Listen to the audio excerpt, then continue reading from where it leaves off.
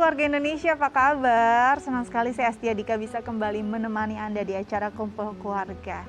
Nah, keluarga Indonesia biasanya umumnya kegiatan di dalam rumah tangga atau hal-hal yang urusannya tuh kehidupan sehari-hari dalam rumah ini dipegang perannya oleh ibu gitu ya. Ibu yang mengurus anak, ibu yang memasak, ibu bahkan mengurus segala kebutuhan hidup sehari-hari di dalam rumah. Tapi dewasa ini peran-peran ini nggak kalah nih, bisa juga sudah mulai banyak ayah yang memegang peranan ini terlibat jauh dan juga mungkin mayoritas justru waktunya diberikan untuk mengurus kegiatan di rumah sehari-hari. Nah, ini akan kita bahas bersama psikolog kita ada Anti Jovita. Langsung kita sapa yuk. Halo Anti, apa kabar? Halo Dika, saya baik. Dika gimana kabarnya? Aku baik Anti. Anti, hari ini kita ngobrol tentang bapak rumah tangga. Biasanya kan selalu identik kayak ibu rumah tangga gitu ya. Mungkin 10 atau 20 tahun lalu ini hal yang masih mungkin dianggap nggak relevan, nggak umum, nggak lumrah bahwa bapak banyak mengurus kegiatan di rumah. Bahkan mungkin dulu jangan sampai bapak tuh memegang sapu untuk nyapu gitu mungkin ya. Tapi sekarang pandangan masyarakat sudah berubah. Sebenarnya kalau menurut Nanti sendiri, bapak rumah tangga itu seperti apa sih? Ya, jadi bapak rumah tangga itu adalah bapak yang mayoritas melakukan pekerjaan rumah tangga. Misalnya contohnya tadi membersihkan rumah, kemudian mengurus anak dan keperluan-keperluan rumah tangga lainnya. Nah, ada 2 tipe nih Dika. Jadi yang pertama adalah memang yang full time bapaknya memang full time mengerjakan pekerjaan rumah tangga dan dia tidak bekerja sama sekali. Nah, yang kedua adalah dia masih bekerja, tapi pekerjaannya itu bisa dilakukan di rumah, atau misalnya mendapatkan passive income dan dia melakukan juga pekerjaan rumah tangga, seperti itu. Oke, kalau kita bicara tentang setiap manusia pasti punya ego kan, punya pride masing-masing. Sebenarnya kalau sekarang kita lihat ini juga bisa jadi pride-nya juga kan untuk bapak rumah tangga sendiri, walaupun mungkin ada fungsi yang berbalik atau fungsi yang memang saling bertukar nih gitu ya Anti ya. Apa yang harus dilakukan oleh seorang laki-laki gitu untuk bisa tetap pada egonya juga mempertahankan bahwa dia adalah kepala keluarga? Jadi sangat penting bagi diri yang bersangkutan, yaitu si suami, bahwa memang dia melakukan ini atas dasar memang keinginan dirinya dan juga keinginan sang istri. Jadi harus ada kesepakatan bersama. Pada saat kesepakatan bersama itu terjadi, maka sang ego yang tadi Dika sebutkan sebagai seorang laki-laki itu akan tidak terlalu dominan. Jadi karena lebih ke arah kesepakatan, karena namanya kesepakatan berarti kan sudah mencapai win-win solution ya. Entah karena pertimbangan apapun itu, tapi mereka berdua sudah sama-sama merasa bahwa ini adalah keputusan yang terbaik. Nah, pada saat itu terjadi, maka tidak ada lagi nih ego sang laki-laki itu untuk kemudian, aku nggak mau lah ngurusin pekerjaan rumah tangga, ini kan pekerjaan wanita dan sebagainya. Nah nanti kalau kita lihat ini kan sebenarnya tadi memang mayoritas perempuan gitu yang melakukan pekerjaan-pekerjaan ini. Di awal-awal pasti harus ada adaptasi, harus juga punya istilahnya punya latihan khusus lah untuk melakukan hal tersebut.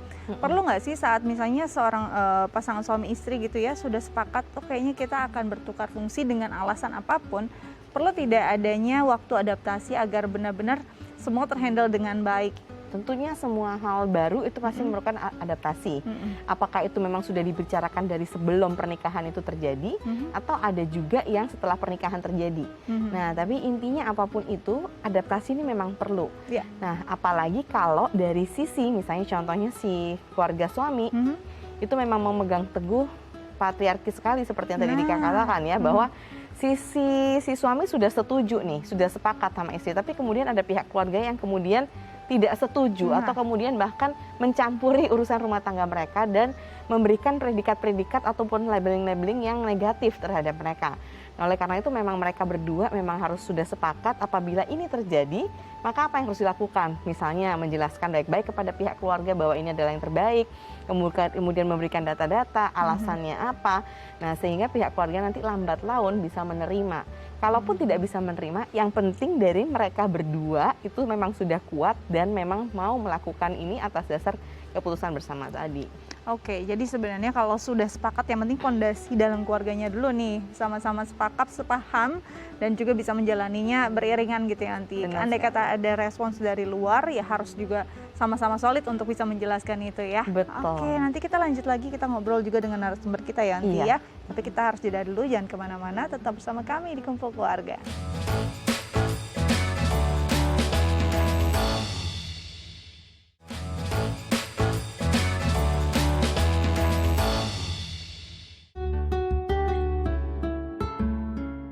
Ya, keluarga Indonesia kembali lagi di Kumpul Keluarga, masih membahas tentang bapak rumah tangga. Kita akan ngobrol dengan narasumber kita, sepasang suami istri yang kompak banget. Ini ada Ibu Anissa dan juga Pak Suwandi. Langsung kita sapa ya. Halo Pak Suwandi dan juga Ibu Anissa, apa kabar? Halo, apa kabar? Halo, alhamdulillah baik. Baik, oke. Pak Suwandi dan juga Ibu Anissa, hari ini kita ngobrol tentang bapak rumah tangga. Nah, Pak Suwandi dan Bu Anissa, boleh dijelaskan sebelumnya pembagian urusan rumah tangganya sendiri seperti apa sih, kalau boleh dipaparkan? Oke, jadi sejak mulai menikah tuh untuk pekerjaan rumah tangga itu saya kerjakan. Oke. Jadi memang sebelum menikah kita sudah berdiskusi hal ini, siapa akan mengerjakan pekerjaan rumah tangga, jika punya anak seperti apa, dan planning-planning lainnya itu akan seperti apa. Jadi kalau sejak kapan ya? Sejak kita menikah, mulai start, disitulah saya udah mulai mengerjakan pekerjaan rumah tangga.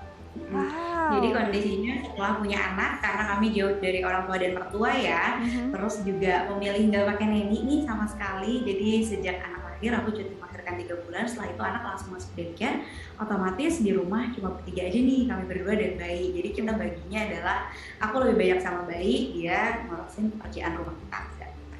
Wow, luar biasa. Ini memang kesepakatan dari awal. Biasanya ini jarang sekali terjadi, apalagi untuk pasangan-pasangan di Indonesia gitu ya, khususnya. Alasan terbesarnya apa? Saat itu langsung, saya akan urus urusan rumah tangga. Oke, sebenarnya kredit poin saya kasih sih pada bapak saya ya. Bapak saya itu sibuk sekali bekerja, bisa dari pagi hingga sampai sore. Tapi di rumah dia tuh mengerjakan semua pekerjaan rumah tangga. Kecuali memasak, karena beliau memang tidak pandai memasak ya. Jadi semua pekerjaan ayah saya yang kerjakan. Nah, dari situlah saya melihat bahwa pekerjaan rumah tangga itu bukan pekerjaan wanita saja, gitu. Tapi laki-laki pun harus membantu. Dan saya merasa bahwa bapak saya itu maco banget, dia udah kerja, ngerjain pekerjaan rumah tangga. Jadi bagaimana bisa saya terbentuk nih mau mengerjakan pekerjaan rumah tangga ya bapak saya sih. Wow, luar biasa nanti kalau kita dengar ya ini paparannya. Mungkin ini udah jauh gitu, ayah dari Pak Suwandi sendiri sudah jauh pikirannya dibandingkan mungkin teman-teman pada masanya, bahwa memang tetap bisa kelihatan jadi pria sejati kok walaupun membantu istri melakukan pekerjaan rumah tangga. Nanti sendiri pandangan seperti apa? Iya, jadi saya salut sekali nih sama Pak Suwandi ya, dan pasangan Bu Anissa dan Pak Suwandi, di mana memang memutuskan untuk si suami punya andil besar dalam pekerjaan-pekerjaan rumah tangga dan juga terhadap pengasuhan anak gitu. Walaupun memang utama pengasuhan anak tadi Bu Anissa, kemudian Pak Suwandi adalah lebih ke arah rumah tangga, tapi ini adalah pembagian tugas yang sangat baik sekali, dan ada ini ya role model juga dari ayahnya. Jadi karena memang pengaruh sekali sih dan penting sekali bahwa pada saat kemudian kita berkeluarga kan kita akan berkaca ya dari pengalaman dan juga bagaimana cara kita dibesarkan oleh orang tua kita.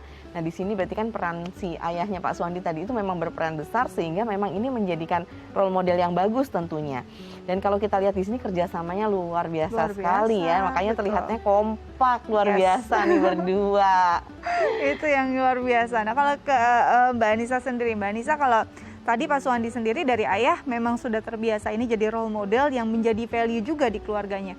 Untuk dari keluarga Mbak Anissa sendiri, apakah memegang value yang sama? Sempat tidak sih ada masalah terhadap kondisi ini, atau justru fine-fine saja, memang sama juga bahwa bapak itu bisa terlibat mayoritas juga dalam maksud kami dalam kondisi atau urusan rumah tangga? Bisa dibilang kurang lebih sama ya, karena kebetulan ayah ibuku anaknya 3 perempuan semua, dan nggak pernah tuh keomongin gitu sama ayah aku dan ibu aku dari kita kecil semua ya, dari kami bertiga kecil. Perempuan tuh harus di dapur, perempuan tuh harus bisa masak, perempuan tuh harus bisa beres-beres. Ayahku sama ibu aku tuh nggak pernah membesarkan kami kayak gitu. Jadi memang dibesarkan dengan pola-pola bahwa perempuan tuh harus bisa segalanya. Dan juga memang nggak pernah kepikiran bahwa suatu hari aku harus mengurus rumah tangga tuh sebenarnya nggak pernah ada kepikiran loh di otak aku gitu ya. Aku juga baru tahu ternyata setelah nikah itu banyak banget keluarga-keluarga yang membebankan semuanya tuh pada istri gitu. Udah istrinya kerja, terus juga harus ngurus anak, terus juga harus ngurus rumah gitu. Dan ternyata mereka nggak mendiskusikan ini sebelum nikah. Nah, kalau aku mungkin bisa dibilang beruntung, karena sebelum nikah aku udah tanya dulu nih, aku nggak mau loh kalau aku kerja dan harus ngerjain semuanya sendirian. Jadi memang sejak awal banyak banget hal-hal yang sudah didiskusikan dan disepakati dari sebelum menikah gitu. Jadi pada akhirnya kalau memang waktu bayi anakku lebih dekat sama aku, kayaknya rasanya wajar banget ya karena kan aku menyusui segala macam. Tapi seiring perjalanannya, kayaknya di sekitar umur 3 tahunan itu udah banyakan juga sama dia gitu. Jadi udah camping bareng, ke mall bareng mah udah biasa banget lah gitu. Memang udah dibagi 2 lagi gitu, pengurus anak berdua, ngurus rumah juga jadinya berdua. Seru banget. Jadi memang sudah disepakati bahkan dibicarakan sebelum pernikahan. Nah, nanti kalau kita lihat ini kan enak ya, keren banget. Pak Suwandi bisa sangat memahami. Bu Anissa juga memang pikirannya sudah sangat terbuka bahwa ini bukan hal lagi yang perlu diperdebatkan. Tapi bagaimana untuk teman-teman mungkin kondisinya tidak seberuntung itu? Ada di saat mungkin baru mau menikah, ternyata nggak sepakat nih nanti gimana? Nah, ini tadi kita berkaca dari pengalaman Bu Anissa bahwa itu semua dibicarakan dari sebelum pernikahan itu adalah hal yang memang tepat ya. Karena apabila memang masih ada hal-hal yang kurang sesuai atau sepakat, nah ini diselesaikan dulu sebelum pernikahan itu terjadi. Nah, pada saat sudah menikah kemudian baru memikirkan segalanya, ini menjadi lebih susah tentunya dan akhirnya mengorbankan salah satu pihak pastinya. Yang satu harus yang ngalah karena kan memang pernikahan itu sudah terjadi. Nah, pada saat ini dibicarakan di awal itu akan lebih mudah karena tadi misalnya contohnya apakah yang satu pihak pun misalnya mengalah atau diambil negosiasi win-win solution dan sebagainya itu lebih mudah.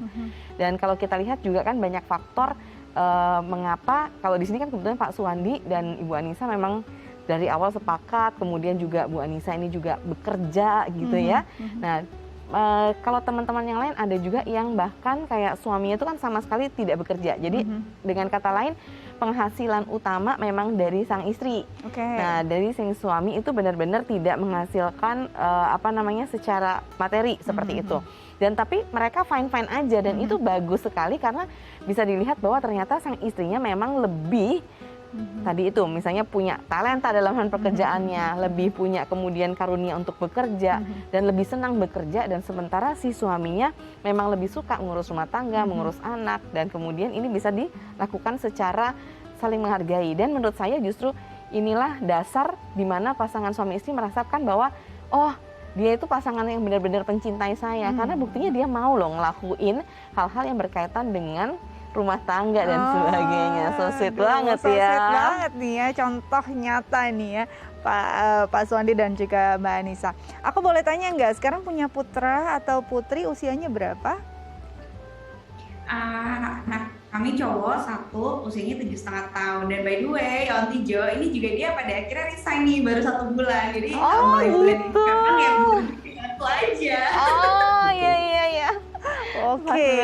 Nah berarti 7,5 tahun ini udah cukup mengerti. Apakah sudah mulai biasanya kan anak laki-laki itu mungkin untuk laki-laki dewasa sulit untuk mengerjakan pekerjaan rumah tangga atau membantu istri karena memang belum dibiasakan, tidak dibiasakan juga di dalam keluarganya.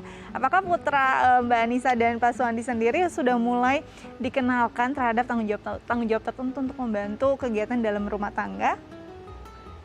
Iya, jadi nggak spesifik pekerjaan rumah tangga ya, tapi sejak dia lahir, kami tuh udah nggak mengkotak-kotakan laki-laki harus apa, perempuan harus apa sih sama dia. Jadi so far anakku ini nggak tahu nih sebenarnya kalau perempuan tuh boleh loh nggak kerja, itu dia taunya semua perempuan kerja aja gitu. Dan sekarang ketika ayahnya pada akhirnya resign, dia juga merasa oh ya udah ya ayahnya ya boleh aja resign, dia udah nggak ngerasa lagi bahwa itu sesuatu yang aneh karena dari kecil memang tidak mengkotak-kotakan gitu. Makanya kayak misalnya ada piring nih numpuk di tempat cuci piring belum dicuci gitu. Dia udah otomatis aja apa itu cuci piring belum dicuci gitu.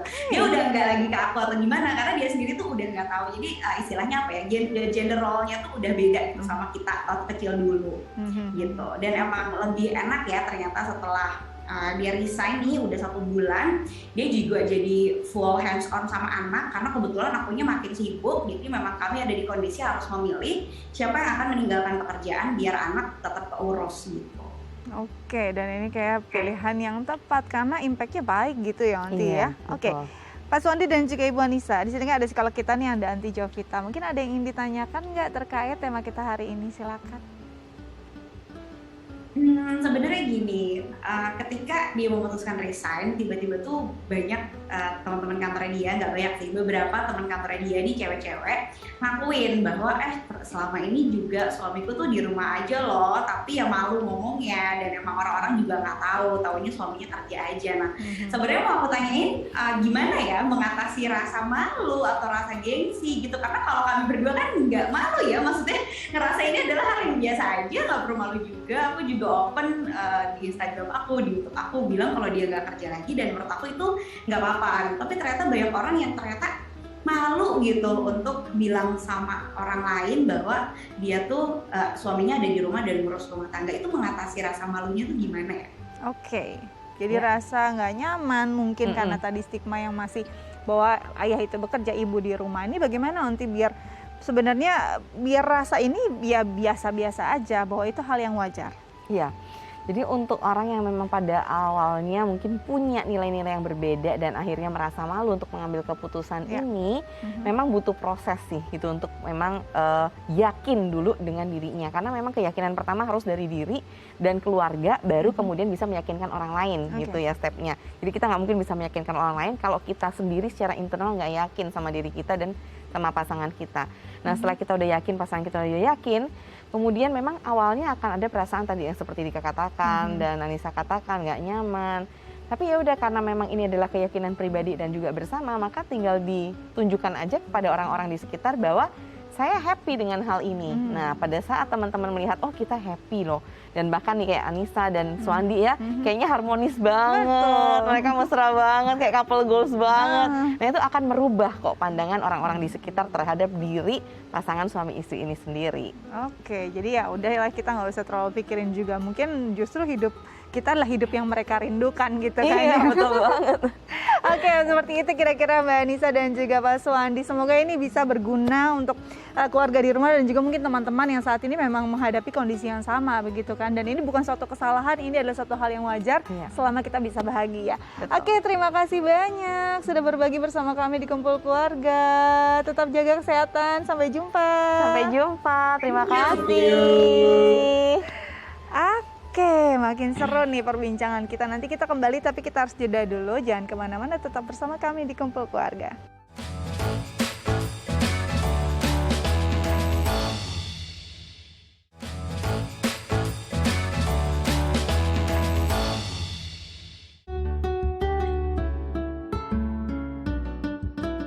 Ya, keluarga Indonesia kembali lagi di Kumpul Keluarga, masih tentang bapak rumah tangga. Tadi kalau kita lihat pasangan ini tadi luar biasa ya, nanti bisa jadi teladan bahwa mereka happy loh dengan kondisi yang mungkin untuk sebagian orang kayaknya nggak biasa. Padahal sebenarnya ini wajar-wajar saja selama dua-duanya sepakat, dua-duanya dengan ikhlas menjalani. Betul. Nah kalau kita bicara tentang bapak rumah tangga, mungkin kondisinya sekarang suami kita bekerja, kita memang walaupun bekerja juga tapi mayoritas masalah rumah tangga kita yang urus begitu ya. Tapi bisa nggak sih kita mempersiapkan anak laki-laki kita untuk nanti juga siap? Kita nggak tahu kan pasangannya akan punya komitmen seperti apa. Memungkinkan nggak sih nanti? Iya, memungkinkan sekali. Dan mempersiapkan itu adalah kalau ke anak ya nggak dengan cara bicara aja seperti ini, tapi justru dengan apa yang kita lakukan di rumah. Bagaimana bisa saling mendukung satu sama lain, saling membantu pekerjaan satu sama lain, dan tadi tidak membeda-bedakan jenis pekerjaan yang untuk pria dan jenis pekerjaan yang untuk wanita. Jadi jangan dikotak-kotakan ya. Betul, jangan dikotak-kotakan, sehingga si anak ini akan tumbuh dengan merasa bahwa oh semua pekerjaan itu saya harus bisa melakukan. Mau itu nyuci, mau itu ngepel, nyapu dan sebagainya, menolong ibu dan ayah.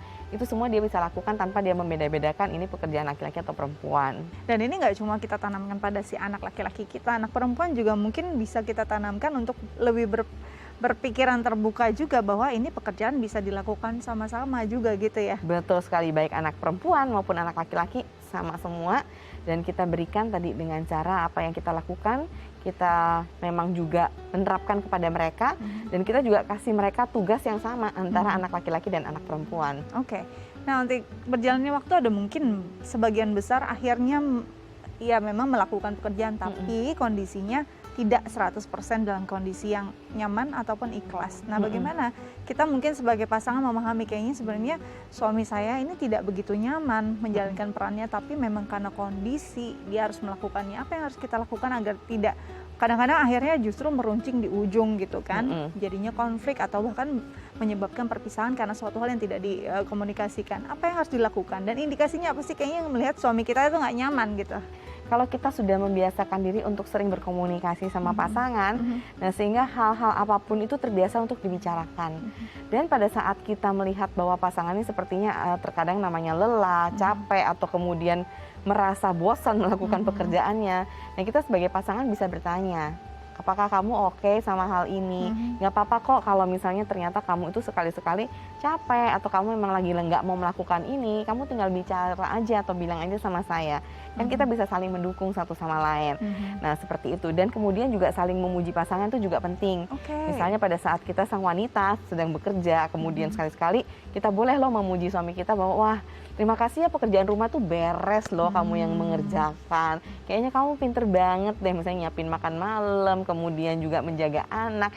Dan anak-anak happy banget ya main sama papanya misalnya seperti itu. Jadi kata-kata pujian itu juga perlu. Jadi sebenarnya harus dijaga itu bukan cuma pembagian kerjanya, tapi juga bagaimana istri memperlakukan suami agar tetap posisinya sebagai kepala rumah tangga. Betul nggak sih Yanti? Betul sekali. Nah ini juga misalnya ada strategi juga yang misalnya pada saat weekend boleh nih kemudian change position, ya kan? Ya jadi pada saat weekend si istri nggak kerja, istri melakukan pekerjaan rumah, mendampingi anak, dan si suaminya misalnya boleh nih misalnya ada usaha sampingan atau kemudian memang me time-nya dia dan sebagainya. Nah ini bisa dilakukan juga karena kan memang dalam rumah tangga memang sangat perlu ya bagaimana saling mengisi satu sama lain. Jadi sekali lagi tidak hanya dikotakkan bahwa ini adalah pekerjaan sang suami, ini adalah pekerjaan sang istri, tapi bisa juga saling berganti atau bertukar peran. Dimana misalnya waktu-waktu yang tertentu sang istri bisa dan suami nggak bisa dilakukan oleh istri. Kemudian begitu pula sebaliknya, sang suami pada saat lagi nggak bisa, istrinya bisa, nah itu dilakukan. Sehingga memang terlihat kekompakannya tanpa mengotak-otakkan jenis pekerjaannya seperti itu. Jadi bisa dibilang bahwa sebenarnya istri juga nggak bisa semena-mena bahwa saya yang bekerja berarti kamu semua yang mengerjakan, nggak gitu juga gitu ya. Kalau bisa memang waktunya ada ya bareng-bareng gitu sama-sama ya Yanti ya. Betul, karena ingat ini semua kan keputusan bersama. Sang istri pun bekerja kan dia happy bekerja, ketemu orang banyak di kantor, kemudian bisa merasa bahwa dirinya itu punya rasa pemenuhan diri. Nah itu semua berkat apa? Buktinya kan berkat suaminya juga yang berbesar hati mau menerima pekerjaan rumah tangga untuk dia lakukan kan. Nah sehingga apapun yang dia lakukan di kantor ataupun di bidang pekerjaannya bukan karena aku nih hebat makanya aku bisa mencari keuangan dan suamiku nggak bisa, tapi harus sadari bahwa aku tuh bisa berada di kantor dengan happy, dengan senang seperti ini dan bisa mencapai aktualisasi diri aku. Ini karena suami aku loh. Suami aku loh yang dia berbesar hati untuk dia mau mengambil pekerjaan di rumah dan merawat anak, sedangkan aku dia berikan kepercayaan untuk saya yang bekerja dan menghasilkan finansial misalnya seperti itu. Betul, karena yang harus diingat bahwa dari kesuksesan seseorang pasti ada doa dan juga usaha dari pasangan ya Yanti ya. Betul sekali. Terima kasih banyak loh sudah berbagi bersama kami di Kumpul Keluarga. Tetap jaga kesehatan biar terus bisa berbagi ya Yanti ya. Amin. Oke keluarga Indonesia, bagaimana tips dari Yanti Jos sudah dicatat semua. Semoga ini bisa berguna untuk keluarga Indonesia di rumah. Saya Astia Dika pamit undur diri. Jangan lupa untuk selalu menerapkan protokol kesehatan 5M. Sampai jumpa. Sampai jumpa.